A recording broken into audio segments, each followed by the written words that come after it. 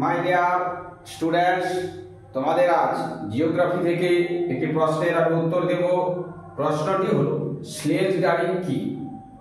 সাধারণত বরফের উপর দিয়ে খুব চলাচলের জন্য যে যান ব্যবহার করা হয় তাকেই আমরা কি বলবো? স্লেজ গাড়ি বলবো। এই স্লেজ গাড়ি সাধারণত কোনো চাকা থাকে না, এটি বরফের উপর দিয়ে খুব সহজেই যেতে পারে। এই স্লেজ গাড়ি সাধারণত কি দিয়ে তৈরি হয় না, কাঠ দিয়ে তৈরি হয়। কাঠ দিয়ে তৈরি করা লম্বা একটি কি চালকহীন গাড়ি, যেটি সাধারণত ওই মেরুদেশীয় কুকুরকে দিয়ে এটি টানানো হয়। কুকুর এই গাড়ি টেনে নিয়ে যায়, একে সাধারণত কি বলা হয়? স্লেজ গাড়ি বলা হয়। স্লেজ গাড়িটা কি? তাহলে বরফের উপর দিয়ে খুব সহজেই যেতে পারে এইরকম যানবাহনকে আমরা কি বলবো?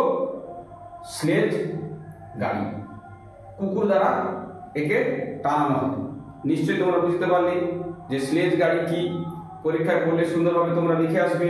আর যদি তোমরা বুঝতে না পারো তা তোমরা কমেন্ট করবে। আর যদি বুঝতে পারো চ্যানেলটা ফলো দিয়ে সাবস্ক্রাইব করে পাশে থাকবে পরের প্রশ্নের উত্তর পাওয়ার জন্য।